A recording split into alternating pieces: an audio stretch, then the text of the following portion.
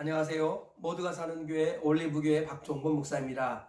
오늘도 하나님의 은혜와 평강이 우리 주 예수 그리스도 안에서 저와 우리 모두에게 넘쳐나길 주의 이름으로 축복합니다. 오늘은 신명기 20장 1절에서 9절 말씀에 근거해서 나의 즐거움을 빼앗지 않으시는 하나님이라는 제목으로 하나님의 말씀을 나누도록 하겠습니다. 오늘 본문 말씀에서는 여호와의 전쟁이라고 일컫는 싸움에 참여하는 하나님의 백성들에게 하나님께서 말씀하시는 장면입니다. 하나님의 나라에도 싸움이 있을 수 있고 전쟁이 있을 수 있습니다. 다윗은 군사였고요. 아브라함도 군사였습니다. 우리 인생을 살다 보면은 전쟁에 참여할 때가 올 수도 있습니다. 우리 예수 믿는 사람들도 때로는 싸움에 나가서 어쩔 수 없이 총을 쏴야 할 때가 올 수도 있습니다. 성경은 그 자체를 부인하지 않습니다. 우리 인간의 죄성과 사회 구조의 오염과 세상의 악함으로 말미암아 전쟁이 일어날 수 있습니다. 그때 우리는 나라를 위해서, 민족과 가족을 위해서 싸워야 할 때가 있다는 거예요. 오늘 이 말씀을 통해서 하나님은 어떤 분이신지 또 내가 어떤 교훈을 발견해야 될지 찾아보도록 하겠습니다. 그러면 먼저 본문의 내용을 간략하게 요약하도록 하겠습니다. 오늘 본문에서는 여호와의 전쟁에 참여하는 자에게 주님께서 말씀하십니다. 첫째로는 적군이 아무리 강해도 두려워하지 말아라 라고 말씀합니다. 1절부터 보시면 내가 나가서 적군과 싸우려 할 때 말과 병거와 백성이 너보다 많음을 볼지라도 그들을 두려워하지 말라. 애굽 땅에서 너를 인도해 내신 내 하나님 여호와께서 너와 함께 하시느니라.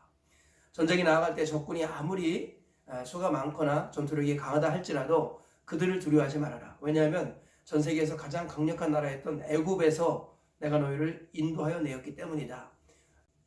너희를 애굽에서 인도하여 내신 너희 하나님 여호와가 너희와 함께 하기 때문에 전쟁에 나아갈 때에도 두려워하지 말라. 그렇게 말씀하고 계십니다. 두 번째로는 제사장의 말을 듣고 힘을 얻으라 라고 말씀합니다. 2절에 이렇게 말씀하지요. 너희가 싸울 곳에 가까이 가면 제사장은 백성에게 나아가서 고하여 그들에게 말하여 이르기를 이스라엘아 들으라. 너희가 오늘 너희의 대적과 싸우려고 나왔으니 마음에 겁내지 말며 두려워하지 말며 떨지 말며 그들로 말미암아 놀라지 말라. 너희 하나님 여호와는 너희와 함께 행하시며 너희를 위하여 너희 적군과 싸우시고 구원하실 것이라 할 것이며. 네, 하나님께서는요 전쟁에 나갈 때 두려워하지 말라고 하나님을 믿으라 라고 말씀하셨지만 또 하나님께서는 두 번째 안정책으로 제사장을 세우셨습니다. 그래서 싸움에 임할 때 제사장이 백성들 앞에 말씀을 선포하라고 주님이 말씀하십니다. 너희들은 두려워하지 말아라. 하나님이 너와 함께 하신다라는 그 제사장의 선포된 말을 듣고 힘을 얻으라. 그런 이야기를 하고 있습니다. 그리고 셋째로는 전쟁에 참여하지 않아도 되는 네 부류를 말씀하고 있습니다. 첫째로 새 집을 짓고 나서 낙성식을 행하지 않은 사람은 전쟁에 참여하지 않아도 된다고 말씀합니다. 5절 말씀을 보시면 책임자들은 백성에게 말하여 이르기를 새 집을 건축하고 낙성식을 행하지 못한 자가 있느냐? 그는 집으로 돌아갈지니 전사하면 타인이 낙성식을 행할까 하노라. 그러니까 내가 집을 새로 지었는데 그 집에 들어가서 집들이 하지 않은 사람들, 그런 사람들은 돌아가라. 왜냐하면 싸움하다 죽으면 그 집이 남의 것이 될 수 있지 않느냐. 주님이 그렇게 말씀하시는 거죠. 두 번째로는 포도원을 만들고 그 과일을 먹지 못한 자가 있느냐? 그는 싸움에 참여하지 않아도 된다. 이렇게 말씀합니다. 6절을 보시면 포도원을 만들고 그 과실을 먹지 못한 자가 있느냐? 그는 집으로 돌아갈지니 전사하면 타인이 그 과실을 먹을까 하노라. 그래서 포도원을 처음 이렇게 만들었을 경우에 그 처음의 열매를 따먹는 것, 이것을 우리 주님께서는 기뻐하시고 첫 열매를 먹지 않았다면 돌아가라 이렇게 말씀하십니다. 그리고 세 번째로는 약혼하고 결혼하지 못한 자가 있느냐? 싸움에 참여하지 않아도 된다. 그렇게 말씀합니다. 7절 말씀을 보면 여자와 약혼하고 그와 결혼하지 못한 자가 있느냐? 그는 집으로 돌아갈지니 전사하면 타인이 그를 데려갈까 하노라 하고, 약혼했으면 결혼식을 해서 우리 그 첫 해를 마음껏 즐기라. 우리 주님이 말씀하시며 약혼하고 나서도 결혼하지 못한 사람은 전쟁에 참여하지 말아라. 이렇게 말씀합니다. 그리고 마지막 네 번째로는 두려워서 마음이 허약한 자가 있느냐. 그는 전쟁에 참여하지 않아도 된다. 이렇게 말씀합니다. 8절을 보니까 책임자들은 또 백성에게 말하여 이르기를 두려워서 마음이 허약한 자가 있느냐. 그는 집으로 돌아갈지니 그의 형제들의 마음도 그의 마음과 같이 낙심될까 하노라 하고, 우리 주님께서는 너무나도 두려워서 마음이 허약한 사람은 전쟁에 참여하지 않아도 된다. 왜냐하면 그 연약한 마음들이 다른 사람들에게 전염될까 조심스럽다. 그렇게 말씀하십니다. 그래서 오늘 본문에서는 크게 세 가지 말씀합니다. 첫 번째로 전쟁에 임할지라도 애굽에서 구원하신 너희 하나님이 너희와 함께 하심으로 두려워하지 말아라. 두 번째로 제사장의 선포된 말씀을 듣고 힘을 얻으라. 그리고 세 번째로 내 부류의 사람은 굳이 전쟁에 참여하지 않아도 된다. 첫 번째로는 새집을 짓고 낙성식을 행하지 않은 사람, 두 번째로는 포도원을 짓고 그 열매를 먹지 못한 사람, 세 번째로는 여자와 약혼하고 결혼하지 못한 사람, 네 번째로는 마음이 너무 허약하여서 두려움에 사로잡혀 있는 사람. 그런 사람들은 전쟁에 참여하지 말라. 이것이 오늘 본문의 이야기입니다. 이 말씀을 통해서 우리가 얻을 수 있는 교훈을 몇 가지 살펴보겠습니다. 첫째로 나와 함께 하시는 하나님을 항상 의지하라는 것입니다. 이 세상에서 가장 큰 기적이 무엇인지 아십니까? 그것은 영의 세계와 육의 세계를 함께 살펴보았을 때 가장 큰 기적은 마귀의 세력에서 건져내어져서 하나님의 자녀가 된 것입니다. 지옥의 백성이 하나님의 자녀가 되고 하나님의 원수가 하나님의 자녀가 된 것, 이것만큼 더 큰 기적은 없다라는 거예요. 구약적으로 표현하자면 애굽에서 바로와 그의 군대들을 치고 애굽에서 구원받은 이 사건보다 더 큰 기적이 없다라는 것입니다. 10가지 재앙이 내리고 홍해가 갈라지고 또 광야에서 반석에서 물이 터지고 만나가 내리고 이보다 더 큰 기적은 없다라는 거예요.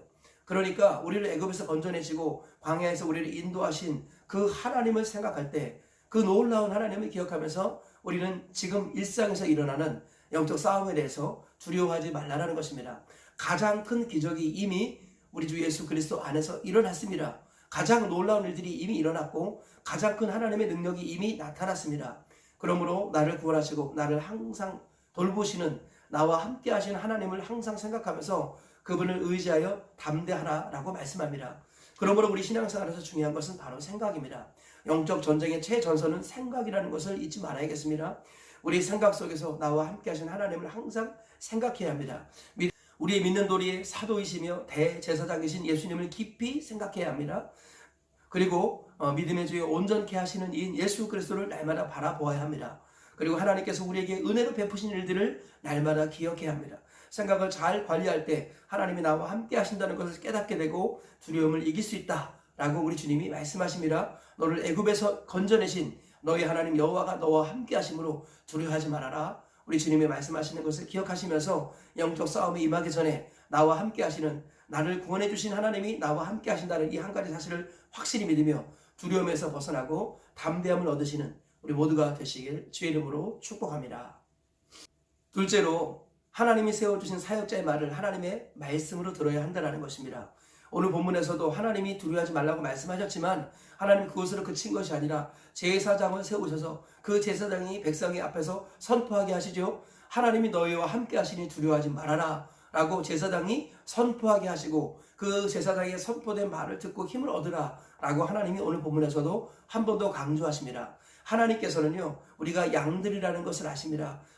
우리는 다 양 같아서 그릇 행하여 각기 제 길로 가는 인생이라고 이사야서 53장에서 말씀합니다. 하나님 우리가 연약한 자라는 걸 아시고 하나님은 목자를 보내주셔서 양들이 흩어지지 않게 하셨습니다. 이 제사장을 보내주시고 선지자를 보내주시고 또 왕을 세워주심으로 하나님은 양들에게 목자를 붙여주셨다는 것입니다. 그러므로 양들은 마음의 중심에서 하나님을 바라보고 또한 하나님이 세워주신 사역자들을 주 안에서 바라보아야 합니다. 그 입에서 선포되는 하나님의 말씀을 나를 향한 하나님의 음성으로 간주해야 된다는 것입니다. 믿음이라는 것은 주의 종 사역자의 말을 하나님의 말씀으로 받는 것입니다. 그럴 때 주님께서 역사하신다고 데살로니가전서 2장 8절에서 말씀하고 있습니다.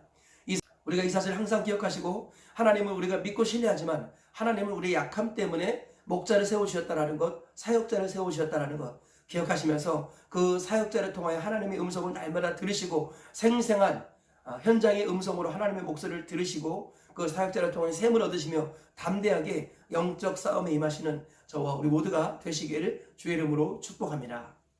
셋째로 하나님은 나의 즐거움을 빼앗아가는 분이 절대 아니라는 것입니다. 오늘 본문에서도 정말 국가적인 전쟁에 임하게 되었는데 그런데도 주님께서는 말씀하시기를 참여하지 않아도 되는 사람이 있다. 첫 번째로는 새집을 짓고 낙성식을 하지 않은 사람, 두 번째로는 우리 포도원을 짓고 그 열매를 먹지 못한 사람, 그리고 세 번째로는 약혼하고 결혼하지 못한 사람, 이런 사람들은 전쟁에 참여하지 않아도 된다. 우리 주님이 말씀하십니다. 이 세 가지가 무엇입니까? 우리 인생의 3대 즐거움 아닙니까? 우리 새 집을 짓는 것만큼 큰 즐거움이 어디 있습니까? 하나님께서 우리에게 거할 집을 주신 것, 이것만큼 큰 복이 어디 있습니까? 그래서 우리 주님께서는 새 집을 지었을 경우에 그 집에서 최소한 1년 동안은 마음껏 즐기라. 우리 주님이 그렇게 말씀하십니다. 그래서 우리의 즐거움, 새 집을 가졌을 때 그 즐거움을 마음껏 누리기를 원하시는 분이 우리 하나님이시라는 거예요. 그리고 두 번째는 포도원을 짓고 나서 그 열매를 먹지 못한 사람은 전쟁에 참여하지 않아도 된다고 말씀하죠. 지금으로 말하면 우리 새 직장을 얻었습니다. 그러면 그 새 직장에서 하나님께서는 이 가정에 공급을 주는 그 새 직장을 풍성히 누리는 것을 하나님 싫어하지 않으신다는 것입니다.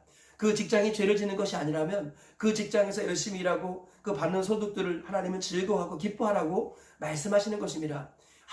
하나님께서는 우리의 은금이 증식되게 하시고 소유가 풍성해지게 하시고 우리 집에 있는 소와 양이, 즉 우리의 재산이 증식되게 하시는 복을 주시겠다고 분명히 말씀하셨습니다. 하나님께서 우리가 정당하게 일하는 그 즐거움들을 누리길 원하시고 거기에서 얻는 소득을 가지고 누리기를 기뻐하신다는 것, 이 사실을 잊지 말아야겠습니다. 그리고 우리 주님께서는 여자와 약혼하고 나서 결혼하지 못한 사람, 그는 전쟁에 참여하지 말라고 말씀합니다. 우리 주님은 우리 신혼 부부의 즐거움을 빼앗아가는 분이 아니라는 거예요. 우리 주님께서는 결혼을 앞두고 있는 사람들의 즐거움을 빼앗아가는 분이 아니라는 것입니다.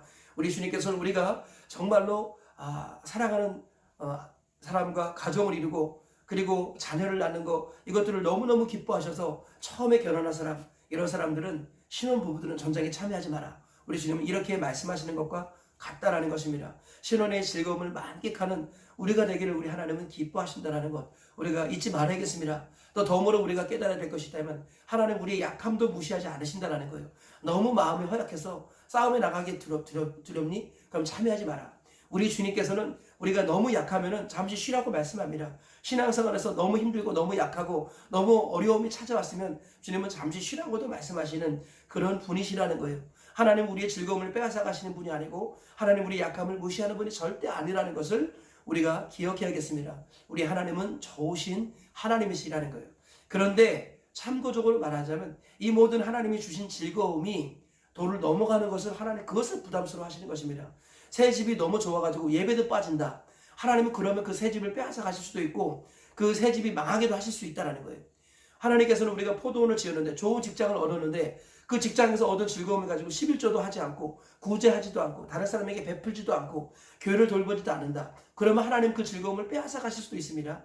왜냐, 그 즐거움이 하나님의 마음을 벗어났기 때문이죠. 우리가 결혼했습니다. 아내가 너무 좋고 남편이 너무 좋아요. 태어난 자식이 너무 기쁩니다. 그래서 하나님 잊어버리고 그냥 주말에 놀러 다니기 바쁘고 그러면 하나님은 그 가정에 우환을 주실 수도 있다는 거예요. 하나님께서 염려하시는 것은 도를 넘어서는 것을 말합니다. 하나님 우리가 마음껏 누리고 즐거워하기 원하시고 우리가 너무 연약하면 잠시 쉬기도 원하십니다. 그런데 이 모든 것들이 도를 넘어설 때 그때 하나님께서는 걱정하시고 염려하셔서 네가 하나님 잊어버릴까 두렵다. 네가 천국을 잃어버릴까 두렵다. 네가 애굽에서 구원받은 사실을 잊어버릴까 두렵다. 그래서 너의 영혼이 잘 되기 위해서 때로는 너의 건강을 치기도 하고 때로는 너의 재물을 가져가기도 한다. 우리 주님이 말씀하십니다. 만약에 우리가 하나님과의 관계를 잘 만들어 간다면 하나님께서 주신 이 복들을 우리를 풍성히 누릴 수 있다고 성경은 말씀하십니다. 그러므로 하나님의 마음을 꼭 깨달으시고 우리의 즐거움을 빼앗아가는 분이 아니라는 것입니다. 오히려 하나님은 우리의 즐거움이 지속되기를 원하셔서 우리가 그 도를, 그 선을 넘어서지 않기를 원하신다는 것, 우리가 이 사실을 참고해야겠습니다. 오늘 말씀을 기억하시면서 저와 우리 모두가 참으로 좋으신 하나님을 평생 동안 믿고 의지하며 그분 안에서 그분이 주신 즐거움과 기쁨들을 풍성히 누리시다가 영원한 즐거움 천국까지 가시는 우리 모두가 되시길 주의 이름으로 축복합니다. 말씀의 결론을 맺겠습니다. 오늘 세 가지 말씀 전했죠. 어떤 영적 싸움이 있다 할지라도 나를 구원하신 하나님을 생각하며 두려워하지 말라는 것입니다. 가장 큰 기적은 내가 구원받았다는 것입니다. 이 놀라운 일들이 이미 일어났으므로 그 다음의 일들을 하나님이 마찬가지로 역시 간섭하시고 도와주실 것입니다. 두 번째로 하나님이 세워주신 사역자의 말을 하나님의 말씀으로 듣고 날마다 힘을 얻어야 할 것입니다. 하나님 우리가 양같이 그릇 행하는 연약한 인생이라는 것을 아시고 주의 종 사역자들을 영적 목자를 세워주셨습니다. 그의 음성을 하나님의 말씀으로 들을 때 날마다 힘을 얻을 수 있다고 주님이 말씀하십니다. 세 번째로 하나님은 우리에게 주신 즐거움들을 빼앗아 가시는 분이 절대 아니라는 것입니다. 그 대신에 우리가 선을 넘어서지 않기를 원하신다는 하나님의 마음도 우리가 기억해야겠습니다. 오늘 세 가지 말씀을 기억하시면서 이 말씀을 따라 오늘 하루를 사시고 평생을 살아내시길 주님의 이름으로 축복합니다.